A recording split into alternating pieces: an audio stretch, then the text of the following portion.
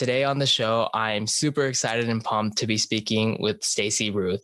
Stacey Ruth is an acclaimed marketer, entrepreneur, minister, and award-winning author with two multi-million dollar agencies under her belt. She has been acknowledged as one of the top 50 entrepreneurs in Atlanta and twice as one of the top 100 IT agencies by Experiential Marketer magazine. She did all this while struggling with two failed marriages, imposter syndrome, overwhelm, and stress-related health issues. Both she and her businesses survived the fallout of 9/11, deep recessions, and internal dysfunction, where many of her nearest competitors were forced to close. This was when she learned how we all can rise above circumstances and become irresistible and unstoppable. Stacey is the author of Own Your Own Ship: The Power, Passion, and Freedom to Be Unstoppable. Stacey, this is so exciting to be chatting today. I'm thrilled to be here. This is just wonderful. I think it's a perfect topic about relationships for sure. Yeah. Yeah, no, definitely. So Stacey and I, we met as part of an online kind of podcasting entrepreneurial community. And when we exchanged a couple of messages back and forth, and when I learned more about Stacey's journey and her platform of helping people really transforming themselves, both on a personal level as well as, on a more organizational business related level, I was just immediately drawn to everything and anything that you do, Stacey, with all these individuals and helping them, like you mentioned, kind of ninja kick all these limiting beliefs and fears out of their lives. And I think, one of the things that the recent times have definitely kind of put into perspective is just understanding, where are we as individuals, as organizations? Is it truly who we want to be? Is that the current state that we currently situate ourselves in? And if not, what does that process of transforming ourselves look like? And how do I embark on that transformational process? I know definitely, this time last year, I was definitely having a lot of those questions kind of percolate for myself. And I was really trying to understand, how do I experience that transformation myself? And definitely, through your book, understanding the 12 stages of transformation. It's funny now that I look back, I'm like, I went through a couple of those stages. I still got some work to do, but nonetheless, it's amazing to see, even if I didn't have the structure or the actual kind of verbiage to the, sub processes I was going through, it's amazing to see, okay, maybe a little bit of self-validation that, okay, I was going through a proper, appropriate process. And I think for a lot of individuals who are thinking about making a transformation, who are currently experiencing a transformation, or are well on their way to transforming themselves, but kind of feeling stuck, how can they kind of embark on that process? And there's no better person than, you, Stacey, to help us out in understanding how can we truly become unstoppable in experiencing our personal transformation. And so before we dive on ahead into the topic, I love it. I know I definitely glossed over 99.9% of your experience and journey. I'd love it if you can walk us through kind of having gone through tragic events, personal despair, kind of what was your thought process like at that moment when you thought, like the first stage, I'm sick and tired of being sick and tired. What was going on and through your mind, and kind of what kickstarted you into your own personal transformational journey? Absolutely. Well, I think it's a universal experience. And it's really interesting because I think you said, thinking about personal transformation. And I'll tell you a little bit about some of my larger transformations. But what's really fascinating to me is we're always undergoing personal transformation. We're just not always thinking about it. And, getting married, having a family, moving, even when we decide to travel, whenever we're able to travel again, right? I mean, all of those are personal transformational choices. And of course, I want to improve my finances. I might want to open a business. I might want to lose some weight. All of those are personal transformations. What's really interesting is the ones where we, you said, I think, get stuck, right? Those are the ones that we're like, wait, why isn't this one working for me? Right. I had no problem finding the love of my life, or I had no problem losing 15 pounds. Why is this one a problem for me? And I personally, and this is where kind of my business sensibilities, my relationship sensibilities, and my ministerial sensibilities all interconnect, is I believe the places where we're stuck are really the places that we as individuals really need our soul to grow. So it's not just about, let me go make more money. It's not just about, let me get out of this debilitating relationship that I'm in, right? Or limiting relationship that I'm in, however you want to refer to it. And I'm sure you actually, and I just want to, hold out space for anyone who might be listening to your podcast, who might actually be in an abusive relationship, or who might be battling with serious depression or trauma. That's going on right now. And so we can be very hard on ourselves.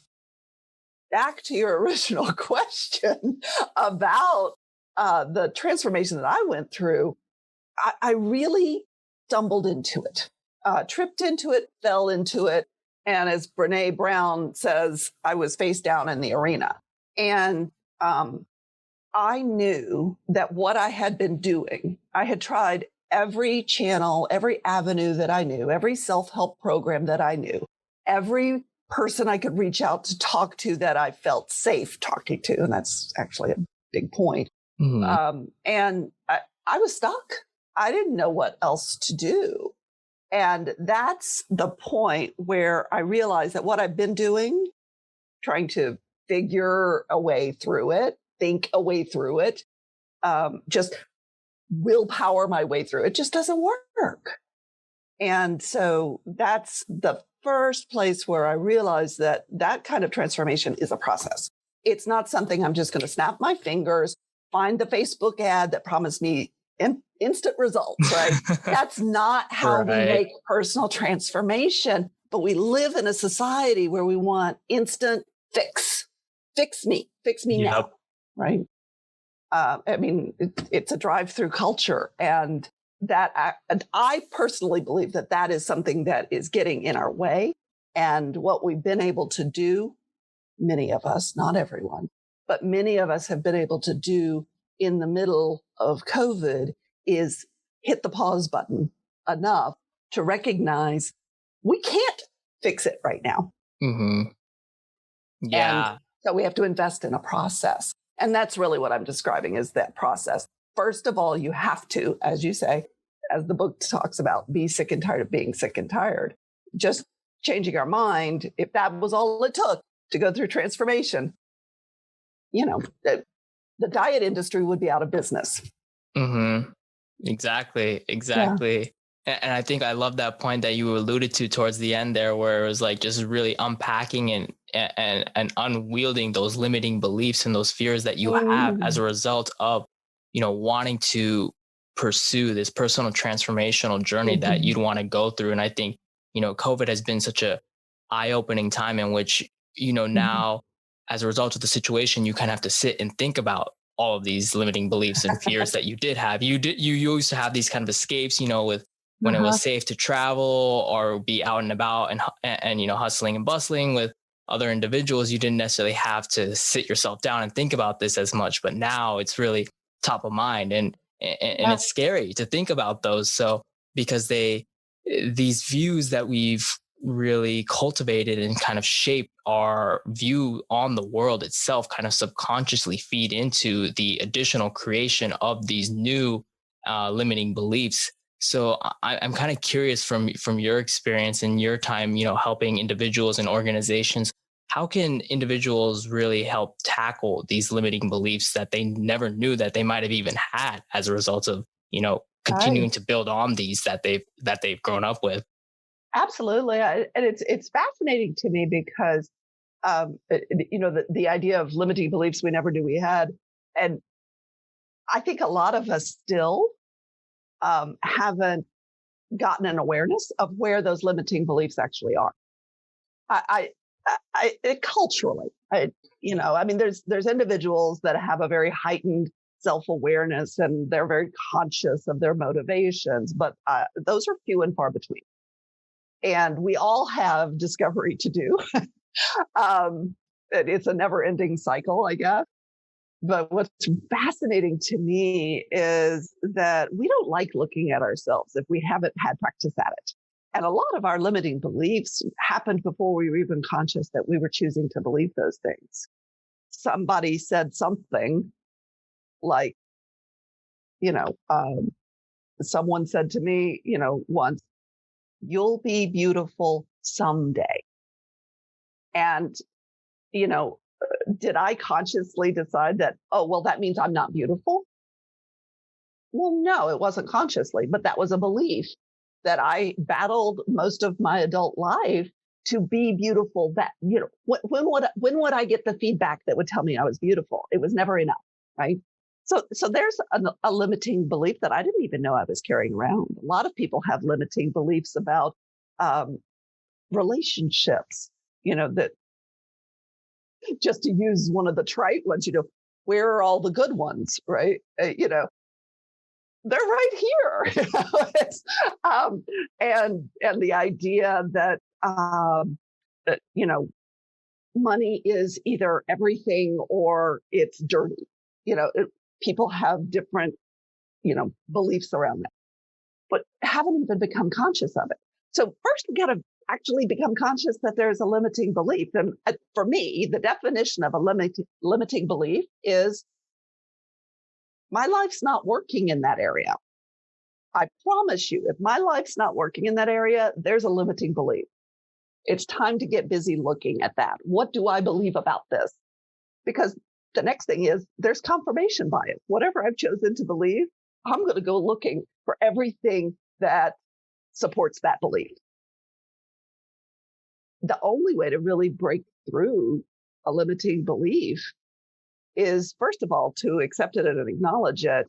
And then what we really have to do is to get in there and be willing, maybe, to consider that it might be possible if we were going to do it in a low risk situation to believe something else.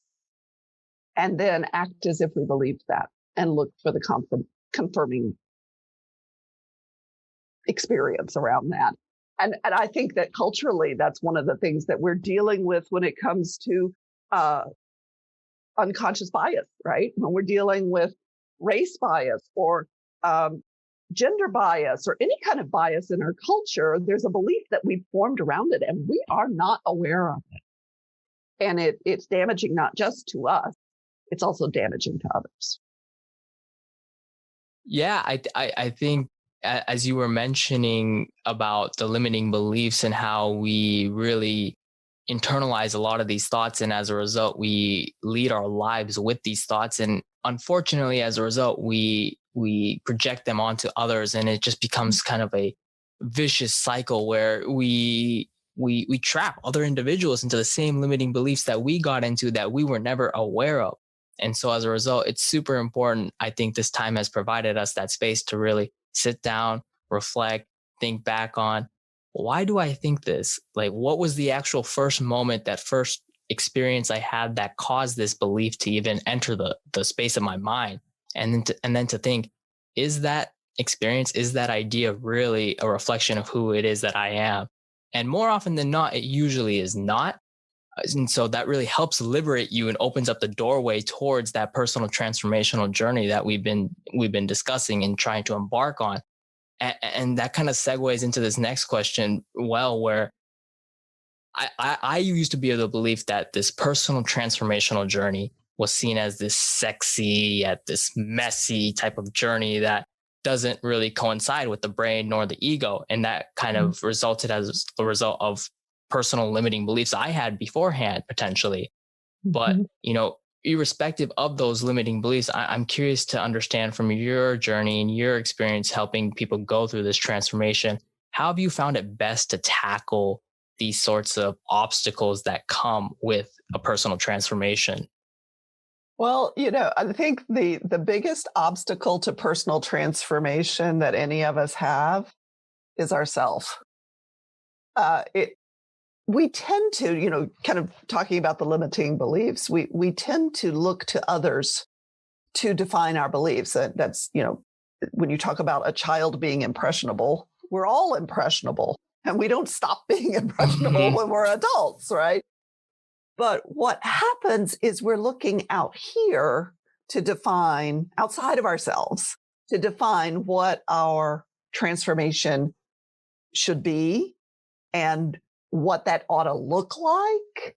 And in fact, my experience is that the personal transformation actually springs up from within. And I'm not going to consciously, I mean, our conscious brain is this little tiny sliver of the totality of our mind. And I'm not going to consciously, with that little 10%, decide the course of my life. I've done a lot of in-depth research into how our decision process works. And guess what? It's 90% in the unconscious mind. And in fact, major decisions, we're deciding 10 seconds before we actually realize we've made a decision. And on a corporate level, and I thought that business leaders would resist this idea. I actually find that most of them nod their heads and go, finally, someone's saying it, is that most business decisions are made at an emotional level too. Just like we talk about consumers buying at an emotional level. They're not buying a thing, they're buying how it makes them feel. And decisions in businesses are made the same way. Sorry, that's just the nature of it. And we are just, we're just trying to do this all in our head. And that's not where the transformation happens. Right. It's so interesting that you how you mentioned that it's really a result of that 90%, that unconscious territory that we just totally completely neglect in looking at the emotional undertones that go into this personal transformational journey. It's crazy when you can kind of think. That's why I've been so fascinated at kind of unpacking a lot of the psychological elements, understanding the research behind why it is that we do what it is that we do. And more often than not, or like you were just mentioning, we're not conscious of it all the time. Not 90% of the time, it's not a conscious decision. And so as a result, people have this tough time thinking, that myself included, that consciously, why is it not making sense? Why is it not making sense? Like, and you have to understand, no, in reality, there's a lot more to unpack here. There's a lot more that really goes into this transformational process. And so it's never done. It's never done. Right. I love thinking about it in terms of kind of like with Simon Sinek, how he says it's an infinite game. It's an infinite process in which it's always just, you're constantly evolving, constantly growing. There's always going to be something that you can improve upon. And I think that's such a great way to frame your mindset towards personal transformation. There's not just one end date, end goal that you're working towards. It's really an lifelong pursuit towards growing, developing, and then in turn being able to give back to those that, are going through certain trials and tribulations that you may have experienced, such that they can then experience that sort of potential, the unveiling of that potential that they themselves are seeking, that you were in the same shoes in, a couple of years back. And now you're able to kind of help them kind of uncover these limiting beliefs, these unconscious biases, to really help them propel them forward in their lives. And so I'm curious, throughout your time, what are some unstoppable practices that you found that people can really incorporate to break through this wall of fear and negativity in their mind, to kick off their personal transformation process? And whether it is that they're starting on this journey themselves, or they're well into the process, but they kind of feel as if they stagnated, how can they kind of get back into that high gear mentality of continuing to evolve and transform themselves? Absolutely. And I think now is a really, really important time to look at that. We have been in crisis high gear for almost a year now. And I think most people are feeling this experience of uncertainty, whether it's in business or in their personal life, and they feel exhausted by having been in constant crisis. And that often is where the breakthrough actually happens. But we're surrounded by negativity. It's a constant stream, social media, news, but it's also a constant stream in our families, our friends. There's a lot of grief. And it's not just the conversation in our head. I talk in the book about how negative thoughts actually create an impact at a cellular level in our bodies. And 80% of our thoughts, they've tracked this and measured it, are negative. And yet it takes 3 positive thoughts to undo 1 negative thought. So maybe starting with that negative self-talk might be a helpful place, but to also be gentle with ourselves and realize that we're not going to power our way through it. The best place to start with any kind of transformation that we really, really want to undertake is to look within at what we really want. And to not then, because I just see this happen so many times. We say, I really want this, but, right? I really want this. Oh, I can't have that. I really want this. There's COVID. Oh, I really want this, and we just shut ourselves down before we've even explored it. So that's why I encourage people to really get clear about their purpose and to really learn to trust that intuitive nudge. It was a time when I was absolutely wiped out, exhausted, depleted, had no place else to go, that I took a vacation that I hadn't done in 5 years, which is probably how a lot of people are feeling right now. And went to Sedona, Arizona, went up on one of these energetic vortexes, and I was still for the first time in 5 years. And being still allowed that intuitive voice to come through and say, it's time to do something different. That was very motivating, very stimulating, but most people don't sit still enough to feel that feeling and to know what it is that their inner being is really feeling called to do. So if you're not feeling called to do something, it's going to be really hard to make a personal transformation. Right. There's no motivation for it, and you're dealing with all of this negativity. So I definitely encourage people to look at their values, look at their purpose. And I have a workbook that, it's not a fluff workbook like, here, go find your passion and go start a business, but really look at who you are inside and what it is that you're here to do, how you're here to serve the world, and realize it's not just one thing. We all have a lot of stuff that we can be doing in the world, and it's a lot more than, going out and punching a clock. Right, exactly. Yeah. I love how you shape it into kind of an abundant mindset where there is so much that you can do and so much you can provide in terms of value, and then in reality it just becomes a matter of understanding what it is that really strings at your heart. What is it that really gets you ticking and going?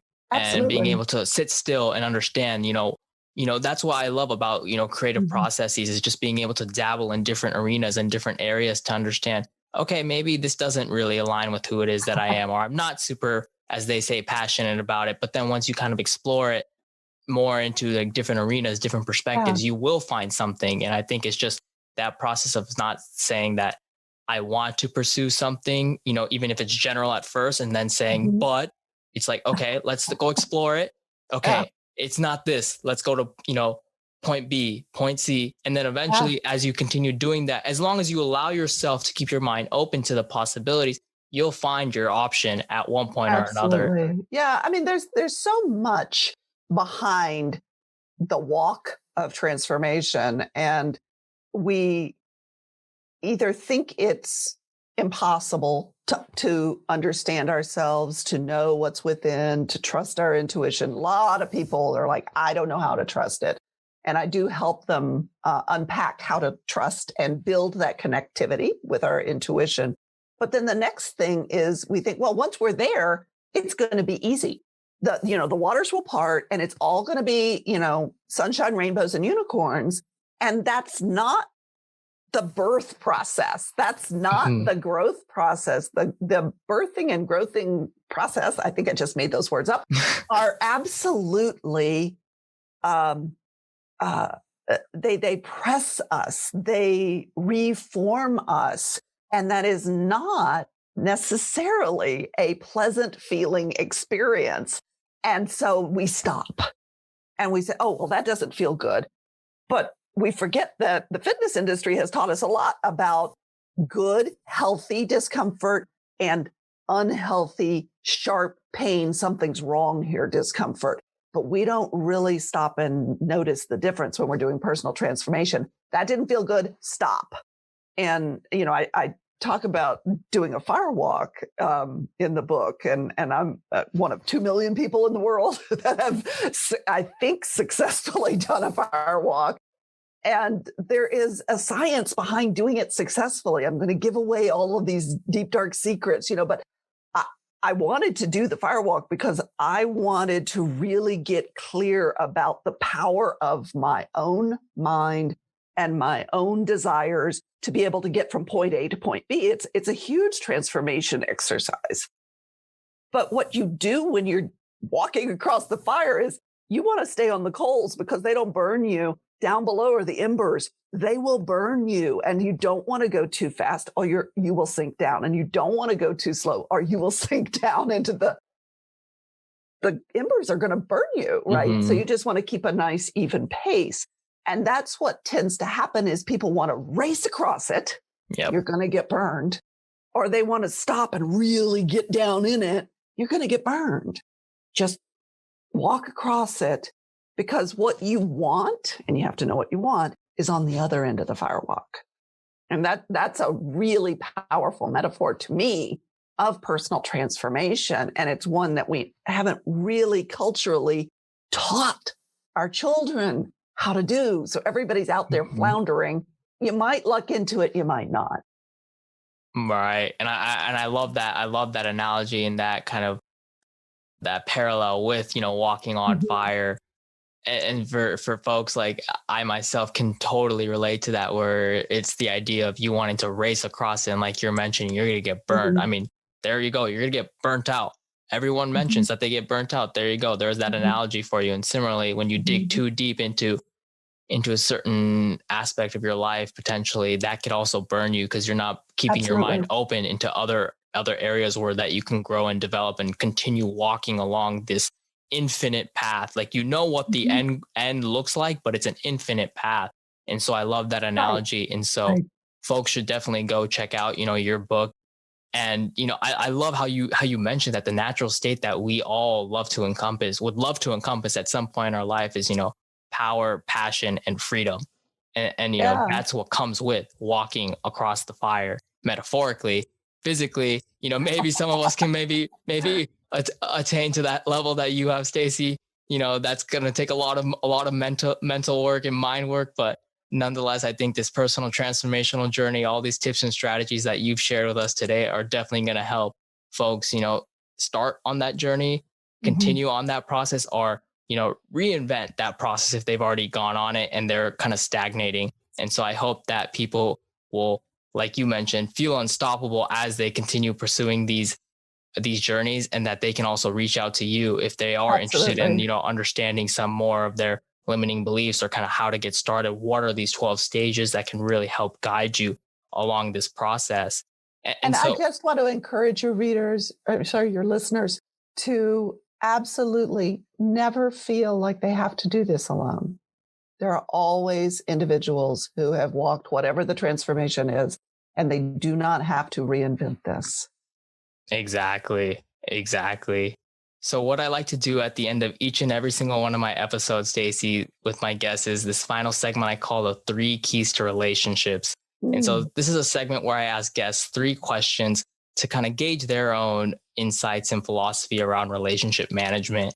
And so these questions pertain to any and all types of relationships. So social, romantic, professional, what have you. And these aren't quick fire questions either. And I'd love to hear you kind of elaborate on them as well. And so the first question I have is, what's your number 1 relationship red flag? I think my number 1 relationship red flag is when the communication is not open, and it's there's some sort of disconnect between actions and words.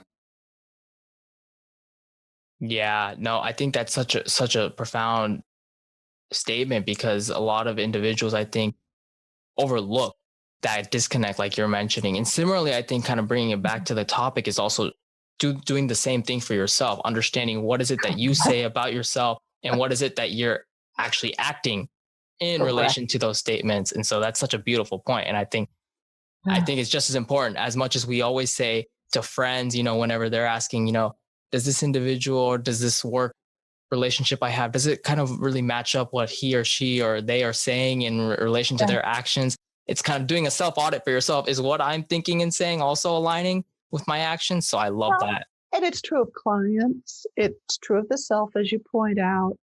Certainly true in love relationships. And what I've found is that although we might intellectually, that 10% conscious awareness, not realize why there's a disconnect, we may not be able to verbalize it or articulate it. Our intuition picks up on it very quickly. And I know that there are so many people out there like myself that if we had listened to our intuition when it pointed out the disconnect, we would have been saved a lot of heartache. Yep. Yep. Beautifully said. So the second question I have is kind of a converse to that first question. What's the most underrated quality when it comes to relationships, in your opinion? I think that because I see so many of us operating up here on a surface level, how we look, how uh, how we're perceived in the world, that one of the things that is underrated and undervalued is a sense of self-awareness. I mean, how do you measure it? How do you say, excuse me, I would like to be in a relationship with you, and I would like to know how self-aware are you? But that sense of self-awareness and a centeredness, a confidence in oneself, irrespective of how it plays out in the world, does show. It does show when you're with someone. And one of the ways that my husband, I've been through 2 failed marriages, third time's the charm. My husband and I have been married for 12 years now. And one of the things that we do to help not only become more aware of each other, but also to be more self-aware on a daily basis is we ask each other 4 questions. What made you smile today? What tested you today? What are you looking forward to? And the last one is a 2-parter. What are you afraid of, if anything? And how can I help? And it's really interesting because then you start paying attention to those things throughout the day.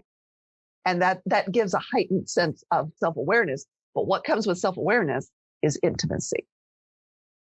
Yeah, I love that. I love that 4-question kind of way to end off your day, because then it kind of, one, it kind of keeps yourself accountable, but 2, also, like you mentioned, strengthens your relationship with your husband or your significant other, or, even in a team setting, in a business setting. So Absolutely. I love that. It can really apply to any and all types of relationships. That's something that I'm definitely gonna jot down and then, kind of keep on kind of my notepad and think, those are some great questions. It'll be a great self accountability tool and team building tool as well. Absolutely. Absolutely. And it's in the book. Yeah, there you go. So the third and final question I have, Stacey, is what would you say is your own mantra or slogan for relationship management? And so to kind of give us some context, this podcast centers itself around the idea that we don't make relationships, but we make relationships better. So I'm curious if you had a mantra or slogan, or if you already do have one when it comes to relationships, or even maybe just life in general, what would that kind of look like? Well, when it comes to a mantra in relationships, I really do believe that relationships are where we are able to grow. That it is far more difficult, if not impossible, and I'm going to err on the side of impossible, to grow without relationship. To go be on a deserted island and have no relationship with anyone keeps me stuck. And so my mantra would be relationships are where my growth happens. And, my relationship with my husband, that primary love relationship, is a place where we allow one another to be ourselves, so long as we're not stepping on each other's toes, but allow each other to be ourselves as fully as possible, to express as fully as possible as individuals. And we also will, provide sort of inciting of this might be a good place for you to grow, right? Or how can I support you in growing in this area? And that's how we're of service. And I don't believe that any person can be in this world and not have a service focus on how to better the world, and be self-aware and able to actually grow consciously. Yeah, I think it's such a beautiful process when, there are times when you do have to seek out the relationships, but there are times when Mhm. you have to kind of do the self work that maybe you kind of do have to, in a sense, isolate yourself. But it's so much more Right. beautiful where you can, there's a limit to how much you can grow, like you're mentioning, if you do it just by Mhm. yourself. When you're able to Correct. then practice and apply, these are newfound ideas and beliefs I have of myself. And now Right. I can kind of interact with other individuals in the world as a result of these new beliefs. You get to experience that infinite growth, like you're mentioning, with Absolutely. these And we're all individuals. connected. Every one of us is connected directly or indirectly to one another. So if I go on a silent retreat and I pull off and I do the introspective work, why am I doing it? Only so that I can come back into the world more fully. Yeah, beautiful. Mhm. Well, Stacey, this has been such a wonderful, enriching conversation. I Thank hope you. that, the listeners are definitely feeling more empowered in terms of experiencing a personal transformational journey themselves and feel as if that they can be unstoppable once they start taking the steps towards unpacking and uncovering these limiting beliefs, understanding what it is that they believe about themselves, learning their value system and what it is that they prioritize in life, and then aligning their actions to their own thoughts and their own beliefs in relation to their desire to transform themselves.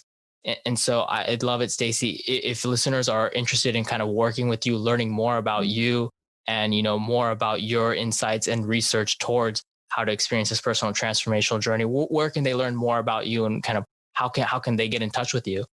Absolutely. I would encourage check out my website, Stacey Ruth Says, and that's StaceyRuthSays.com. Certainly, there's plenty in the book, Own Your Own Shift, which is on Amazon, both Kindle and as a paperback. And as well, feel free to email me at hello@StaceyRuthSays.com. Yep. And I will be linking all of those links down in the show notes below. And so, Mhm. Stacey, this has been such a wonderful conversation. I feel even more unstoppable right now to continue on this transformational journey that I'm on with the audience as well. So I hope that everyone who's been tuning in, listening today, they felt as if they can themselves embark on this unstoppable transformational journey. And so, unfortunately, I know time is limited for everyone. I wish this could be unstoppable, unlimited, but nonetheless, this has been such a wonderful conversation, Stacey. So I really appreciate everything that you've been able to share with us today. Thank you so much.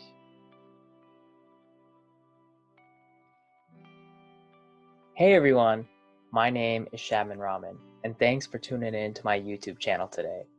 I hope you found this episode of the Between Us podcast enjoyable, and that you're walking away feeling entertained, inspired, and/or motivated. If you particularly enjoyed this episode, please go ahead and smash the like button down below and leave your thoughts in the comments section. And if you'd like to go ahead and keep up with the podcast, go ahead and follow our social media. And please go ahead and subscribe to the channel and turn on the notification bell, so that way you can find out about new episodes as soon as they're released. Until next time, everyone, take care, and we'll see you all in the next episode.